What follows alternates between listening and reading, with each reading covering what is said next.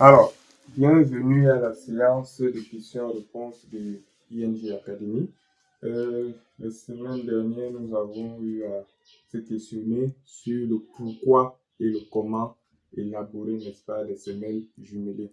Bon, aujourd'hui, nous allons répondre à la question du pourquoi. Alors, à cette question, beaucoup ont répondu que pour élaborer des semelles isolées, des semelles jumelées, il faudrait que nos semelles isolées se chevauchent. Ok, ce qui est très vrai, lorsqu'il y a chevauchement des semelles, vous serez obligé de procéder à une semelle isolée comme solution. Or, cela ne s'arrête pas là. Il y a une deuxième possibilité que je vais peut-être appeler le chevauchement invisible, parce que là, vous le voyez, c'est un chevauchement visible et ces deux semelles vont se rencontrer. Il y a un chevauchement que je vais appeler chevauchement invisible qui doit être analysé par chaque ingénieur avant pour la vérification de cette fondation.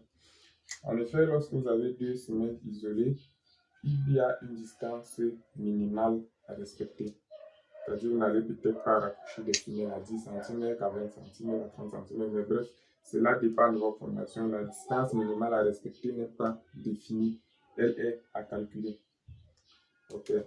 Nous avons pris cet exemple, nous avons la semelle S1, semelle S2, n'est-ce pas? Et la distance entre les deux est de D.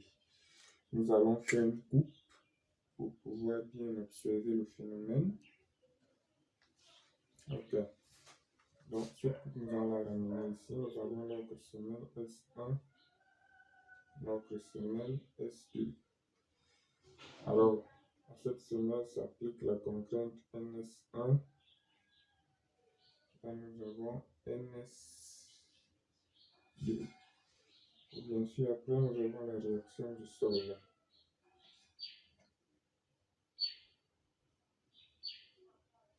Okay. Alors, qu'est-ce qui se passe à ce niveau? À ce niveau, ce qui va se passer, c'est que la contrainte dans le sol va évoluer.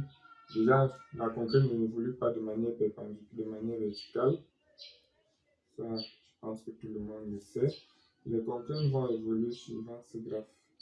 Et puis, avec le système Biel, à un moment, ces contraintes vont se dissiper dans le sol.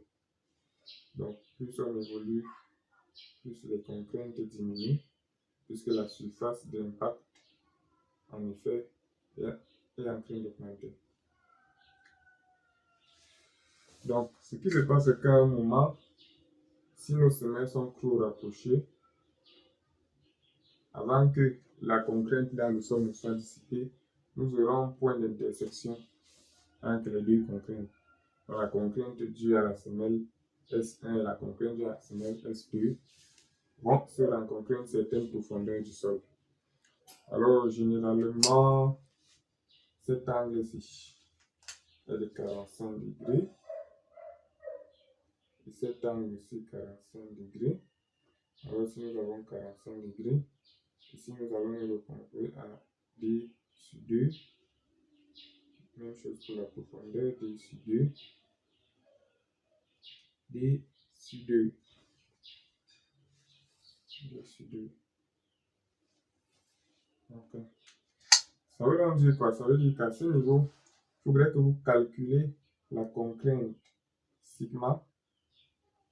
La contrainte sigma à ce niveau. La contrainte du sol à ce niveau, qui serait égale à sigma à ce niveau est égal à sigma S1 plus sigma S2, qui est égal à NS1 sur la surface. Notons que ici, la surface n'est plus seulement la surface de la semelle, mais la surface à ce niveau, cette profondeur du sol.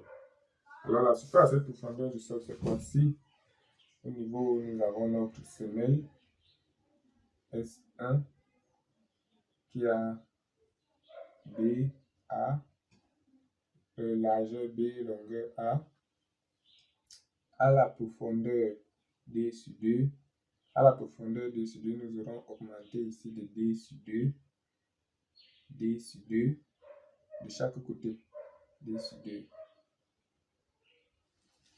N'est-ce pas? Alors, ça veut donc dire que la surface à cette profondeur-là est égale à A plus D, n'est-ce pas, fois B plus D. Donc ici, NS1, sigma S1 serait égal à NS1 sur A plus D, facteur de B plus D, plus, n'est-ce pas? Donc, je crois que ça, vous avez compris. Plus NS2 sur A plus D, facteur de B plus D. Okay. Lorsque vous avez calculé cette contrainte, il faudrait vérifier donc que cette contrainte est inférieure à la contrainte admissible du sol. Parce que si elle est supérieure, vous aurez une rupture du sol à ce niveau. Donc, dans ce cas, si vous trouvez qu'elle est supérieure, il faut jumeler votre semelle. Il y a une distance minimale. Donc, c'est le pourquoi. Donc, le pourquoi on fait des semelles jumelées, c'est lorsqu'on a soit un chevauchement visible, ou alors lorsque les semelles sont trop rapprochées et qu'à un certain point du sol, les contraintes la somme des contraintes est supérieure à la contrainte admissible du sol. Merci. Et pour la prochaine fois, nous allons voir comment dimensionner les semelles jumelées.